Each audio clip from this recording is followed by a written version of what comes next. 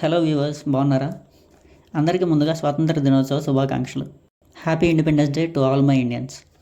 August 15, 1947లో భారతదేశానికి స్వాతంత్రం వచ్చింది. ఇప్పటికీ 79 సంవత్సరాలు పూర్తయ్యాయి. ఎన్నో కథలు, చరిత్రలు విన్నాం, చూసాం. బ్రిటిష్ వాడి నుంచి తప్పించుకున్న భారతదేశం పొలిటీషియన్స్ చేతిలో పడింది. కొంతమంది బత్తాయిలు ఉంటారు, 2014లోనే స్వాతంత్రం వచ్చిందని చెప్పుకునేవాళ్ళు. These people knew that the blood will flow, but it should not be Hindustani blood. They knew it. And they paid a price. Of course, वो आज़ादी नहीं थी, वो भीख थी, और जो आज़ादी मिली है वो 2014 में मिली है. ఇలాంటి వాళ్ళ కోసం ఇంకో వీడియో చేద్దాం.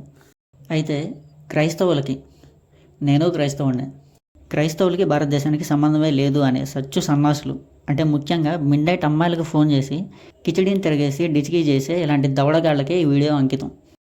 మన స్వాతంత్ర పోరాటం ఒక మతానికి చెందింది కాదు. హిందువులు, ముస్లింలు, సిక్కులు, క్రైస్తవులు అందరూ కలిసి భారతదేశానికి స్వేచ్ఛను అందించారు. చాలామంది క్రైస్తవులు కూడా తమ ప్రాణాలు అర్పించి దేశానికి సేవ చేశారు.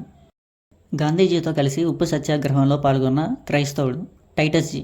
ఆయన సబర్మతి ఆశ్రమంలో పాలు ప్రాజెక్టుకి బాధ్యత వహించారు. బ్రహ్మబంధవ ఉపాధ్యాయ స్వదేశీ ఉద్యమానికి మద్దతు ఇచ్చి జాతీయవాద వ్యాసాలు రాసి ప్రజల్లో చైతన్యం కలిగించారు. కాళీచరణ్ బెనర్జీ భారత జాతీయ కాంగ్రెస్ స్థాపక సభ్యుడు, గొప్ప వక్త. మధుసూదన్ దాస్ ఒడిశాకు చెందిన ఉత్కాల గౌరవ్. ఆయన ఒరిస్సా ప్రజల హక్కుల కోసం పోరాడారు. హరేంద్ర కుమార్ ముఖర్జీ భారత రాజ్యాంగ సభ ఉపాధ్యక్షుడు. ఆయన మైనారిటీ హక్కులను రక్షించేలా రాజ్యాంగంలో మార్గదర్శకత్వం చేశారు. జార్జ్ జోసెఫ్ కేరళకు చెందిన న్యాయవాది, జర్నలిస్ట్.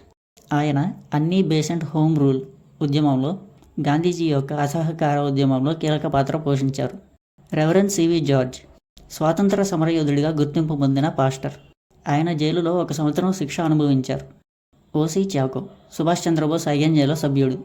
మార్తోమా క్రైస్తవ సమాజానికి ప్రాతినిధ్యం వహించారు. 1887లో జరిగిన మద్రాస్ కాంగ్రెస్ సమావేశంలో 607 ప్రాతినిధుల్లో 35 మంది క్రైస్తవులు ఉన్నారు. ఇది క్రైస్తవులు కూడా స్వాతంత్ర్య పోరాటంలో భాగమని స్పష్టంగా చూపిస్తుంది.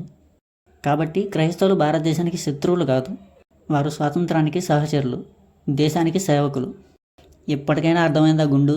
ఇక మూసుకోనుండు, లేకపోతే తీస్తామని బెండు.